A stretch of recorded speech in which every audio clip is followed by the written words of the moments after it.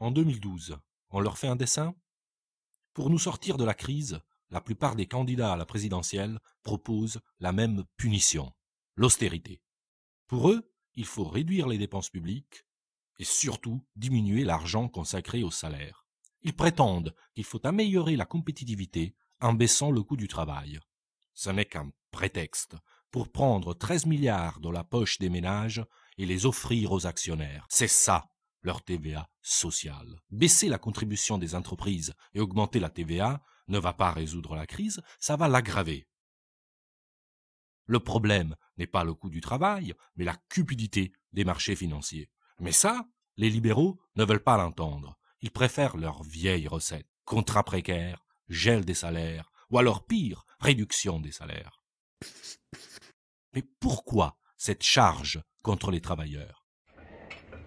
C'est simple. Comme la crise est en train de gripper la machine économique, elle menace de réduire les marges exigées par le capitalisme financiarisé.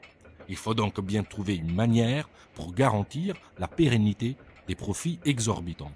Et alors, on rogne sur les salaires, bien évidemment, ou on nous fait travailler plus longtemps pour le même prix. Au secours, Marx revient. Bonjour, on m'a demandé de faire une petite explication. Nous croyons naïvement que si nous travaillons 8 heures dans une journée, nous sommes payés pour ces 8 heures. Nein, en réalité, durant une partie de votre journée, vous travaillez gratuitement. Et ce travail gratuit, ce surtravail, c'est le profit du capitaliste. Quand le capitaliste vous dit négocier le temps de travail, il vous dit vous faire travailler vous plus pour lui profiter plus. C'est la même chose avec chômage partiel, réduction salaire, baisse cotisation sociale, c'est toujours pour sa poche à lui. Pour les délocalisations, c'est la même logique. Le capitaliste cherche travail toujours meilleur marché pour augmenter son profit à lui. La délocalisation, c'est pas la fatalité, c'est le choix politique de privilégier le profit. Et ça, même Keynes le comprendra plus tard.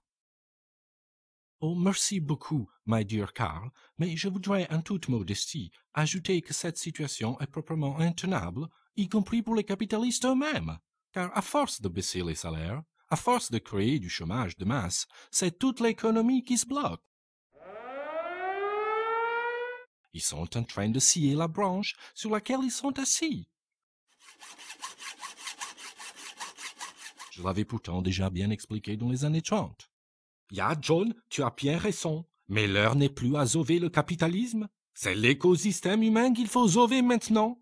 Et je crois que le front de gauche a quelques idées. Merci les amis. Pour le front de gauche, cette logique d'austérité n'est pas seulement injuste, elle est suicidaire. Il est possible de faire autrement. Nous proposons d'augmenter le SMIC à 1700 € brut dès 2012, puis progressivement jusqu'à 1700 € net en 2017. Mécaniquement, cette mesure entraînera l'augmentation de tous les salaires. C'est une question de bon sens. Augmenter les salaires, c'est augmenter le pouvoir d'achat, et donc relancer l'économie.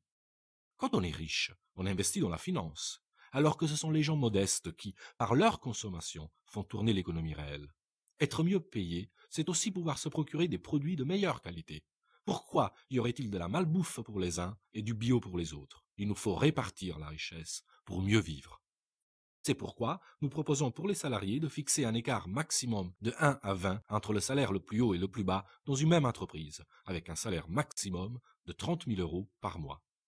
Ainsi, les patrons ne pourront pas gagner plus sans augmenter les salaires les plus bas. Et il n'y a pas que les salaires des patrons qui coûtent cher aux entreprises.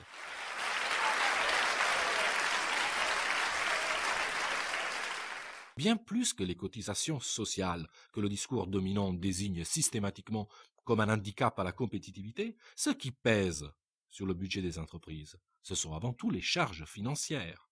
Ce sont près de 300 milliards d'euros que les entreprises françaises doivent débourser chaque année entre intérêts versés aux banques et dividendes pour les actionnaires. Le front de gauche s'y prendra autrement. Nous créerons un pôle public bancaire pour une politique sélective de crédit, avec des taux d'intérêt faibles lorsque les entreprises investissent dans l'emploi, les salaires, la formation, la recherche, Et à contrario, nous pénaliserons celles qui délocalisent et jouent la spéculation financière aux dépens des emplois, des conditions de travail et de l'environnement. Nous voyons bien que des solutions existent, mais qu'il faut avoir le courage politique de les porter et de les défendre. Certains mettent la finance au cœur de leur projet. Nous, au Front de gauche, nous mettons l'humain d'abord. En 2012, on va leur faire un dessin.